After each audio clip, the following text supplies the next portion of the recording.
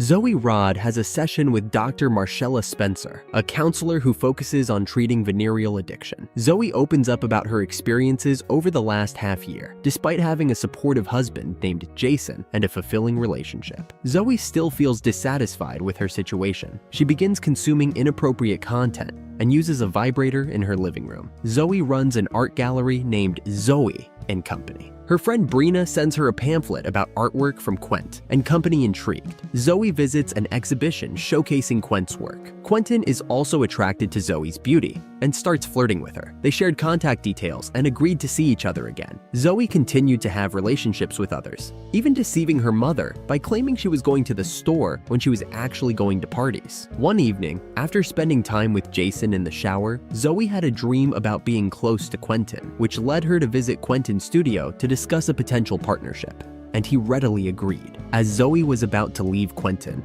he attempted to make her feel guilty for not being with him. Initially, Zoe refused, citing her marriage, but eventually she succumbed to Quentin's persuasive ways. Zoe's behavior and guilt began to impact her professional life and family. She skipped her son's soccer matches and neglected her responsibilities. When Brina mentioned a potential client named Balthazar Crane, who was interested in ending the affair, Zoe's actions and guilt further escalated. Zoe returned to Quent's residence, where she encountered a woman named Diamond, who was aware of Zoe's situation and offered to provide insights into Quentin's life. Upon finding Quentin, Zoe shared her dilemma with him, revealing her inability to continue their relationship due to her feelings for Jason. Quentin then introduced Zoe to some of his urban art, explaining that it was his way of coping with his father's passing and his mother's departure.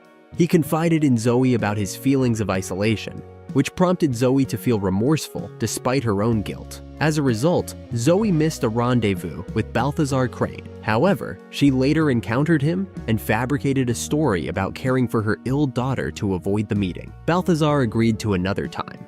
Even though Zoe feels remorseful, she continues to have lovemaking with Quentin. She even allows him to paint her without clothes on before they engage in intimate moments. Dr. Spencer believes Zoe is deeply addicted to sex, similar to someone being addicted to substances. He suggests that Zoe should encourage Jason to attend therapy to improve their relationship, but Jason refuses, citing the cost of private sessions as a reason. Despite this, Zoe later meets Quentin, who convinces her to leave her spouse and be with him. However, she rejects this idea, still harboring feelings for Jason. Nonetheless, this doesn't stop her from visiting a club where she catches the eye of another man named Corey. They spend some time together, and Zoe confesses that she finds the experience enjoyable. Talking about it with Dr. Spencer, it's clear that Corey's extra involvement is ongoing. Whenever Zoe is not with Quentin, her relationship with her son is negatively affected because she misses his last soccer match, which leads to him losing faith in her. At her job, Zoe's work output has dropped a lot, which has made her colleagues and Brina aware of it and voice their unhappiness. Brina points out Zoe's mistake of losing some clients without showing any concern about the impact. Zoe catches Quentin and Diamond in a close moment, which infuriates her. She leaves in a fit of anger, leaving Quentin bewildered. Subsequently, Jason questions Zoe about her frequent late nights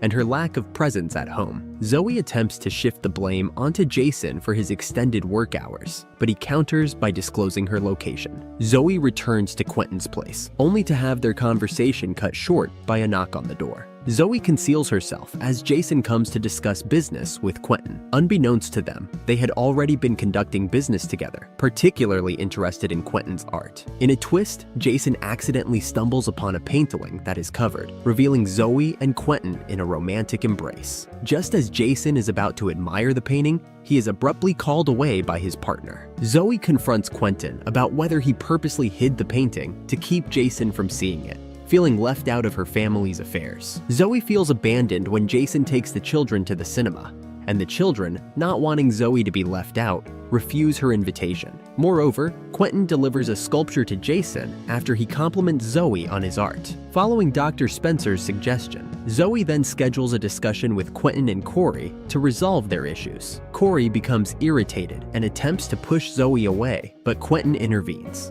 leading to Corey's departure. In retaliation, Quentin throws a sculpture at Corey, hitting him on the head. Quentin then advances towards Zoe forcefully, but she accidentally shatters a glass, causing him to step on it and injure his feet. Zoe quickly retreats behind Quentin's artworks as he wields a dangerous weapon and begins to pursue her. Yet, before Quentin can do any harm to Zoe, Jason steps in and strikes Quentin, exposing his knowledge of the secret relationship. Jason exits, and Zoe does the same, while Diamond arrives to look after Quentin. Zoe trails Jason and attempts to communicate with him, but he confesses that he is leaving her and taking the children, stating that she is no longer important to him. Zoe decides to prove this by walking into the path of a moving vehicle. Jason immediately comes to Zoe's aid for the following months. Zoe remains in the hospital during this time, while her family is concerned for her well-being. Her business is forced to shut down permanently. Diamond looks after Quentin at a different hospital. Zoe recalls a moment from her youth when a boy caused her harm, leaving a scar on her wrist. In the end, Zoe returns home, and her children are delighted to see her, but Jason remains distressed. He can't fake his happiness. Zoe becomes a member of a support group for individuals struggling with venereal addictions, which Dr. Spencer organizes. During her session, she shares a personal story about being listened to as a child, a moment Jason also experiences in the adjacent room. Overwhelmed, Zoe breaks down and confesses her struggle with addiction, yet she still harbors feelings for Jason and is determined to salvage their relationship. He embraces her, and they share a kiss, reaffirming their commitment to each other. Our love is forever, always has been, always will be.